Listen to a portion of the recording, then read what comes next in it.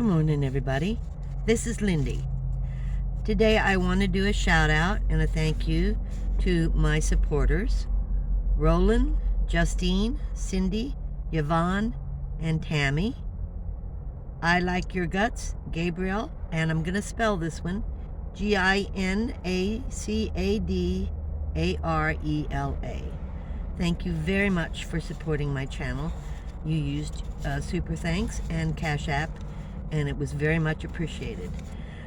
Now I'm going to talk about, I've been working last 3 days, just taking notes, and since Friday, talking about this series of car vehicles, and there's so much to cover. So I'm doing a lot of research and trying to get more and more information for you to help you out. So I think that we need to talk about your attitude going into this. To be successful, you have to believe that you can do it. Getting into a car, I don't believe that I could live out of a car. It's such a tiny space. There's very little headroom. There's just so little room, you know.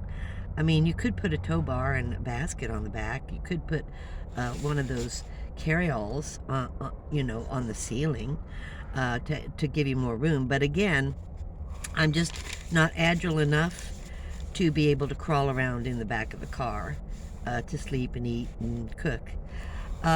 So your attitude's got to be that you can do it, and you really feel you can do it. And not for a month, not for 2 weeks, but for months on it. You know, might even be a couple of years. There was Cheap RV Living did a video quite a few years back on Box Van D, I believe is her name. She lived out of a big old car. She took the seats out. It was pretty interesting what she was doing. She was living on $800 a month. I think it was a struggle. It's a struggle to live in a car, but we will attack it.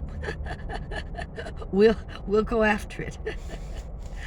The next thing you want to think about is you got to have the car maintenance done in your car. More than anything else, car maintenance is the most important thing if it's going to be your home. So make sure that you're set up for that. Type of car you have, what size it is. What size are you? You know? I mean, are you just a tiny short person or a tall person? Or what size are you? Can you fit in the back? What kind of, how many inches do you need to sleep? You know? So, are the seats going to be in, or are they going to be out? Are you going to be able to put them in storage, or are you going to take them to salvage? Which means you're going to be living in your car for a long time because you're not going to get your money back. I decided to tackle this on what areas we're talking about. And we are, let me pull my notes up here. We're talking about sleeping, eating, and personal care. Those are the primary ones. Then we're also going to cover window coverings and how you do that. But let's tackle some things you might add on in your car.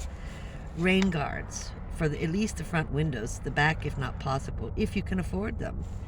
You're going to need reflectives for your windows, for your window coverings, or drapes. And how are you going to hang those drapes? And I have a few ideas, but not many on that. I went and got my reflectives. I just bought the fold-up kind at the dollar store, and then I cut out the shapes for my windows, and then I just stick them in the windows. I just cut these things out. They fold up, and I just stick them in the windows. And then I roll the window up. One side does not get rolled up, and that's how I handle it. Plus, the front window is one of those covers that goes over the window on the outside, and it attaches from mirror to mirror. Well, I decided that that was too risky for an older female, so I have it inside on the dash, and I unfold it. I fold it into 3, and I just have one flap that folds up, and I attach it to my, I'm going to see if I can show you this. I attach it like that. I'm hoping you saw that. So it's the safety issue for me, and I can do it on the inside and take off right away without opening the doors up. So curtains, how are you going to attach them? Can you attach them with fabric tacks, or can you do a small rod? I mean, it's really things to think about when you're doing this. But one of the, if you just want, we're just going to attack just one simple thing. If you just want to put your seats down and you just want to put a mattress in, I had a Chase Lounge mattress. One or two of them, you know, you can stick them together with spray glue. That's your mattress.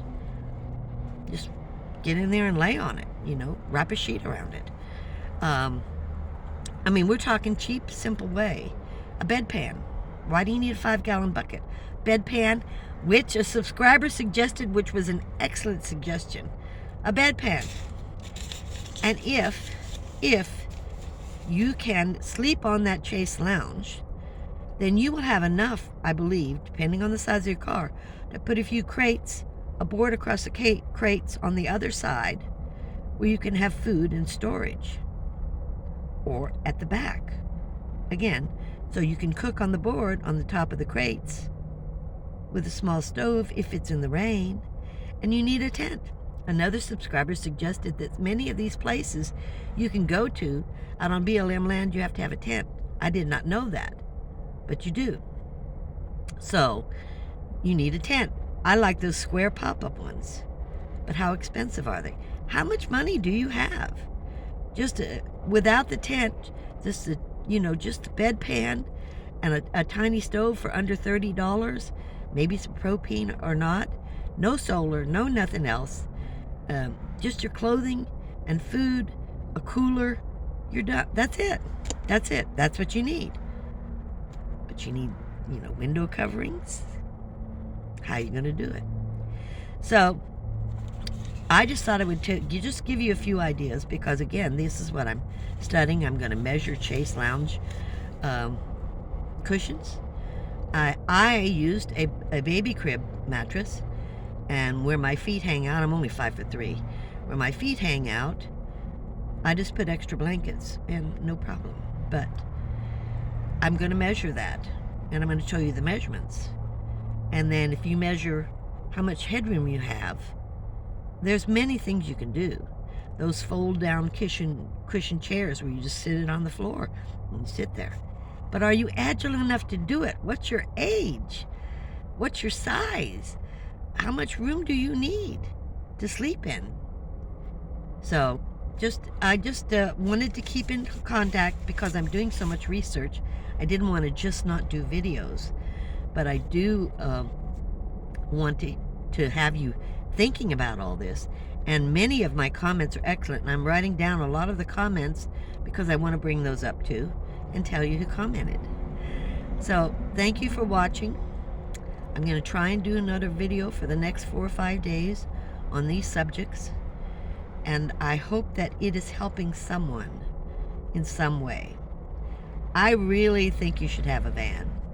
They're still out there to be had, but are they mechanically sound? At least a minivan of some kind would be better than any car. Cars are going to be difficult to live in, but you can do it. Thanks for watching. I'll see you next time.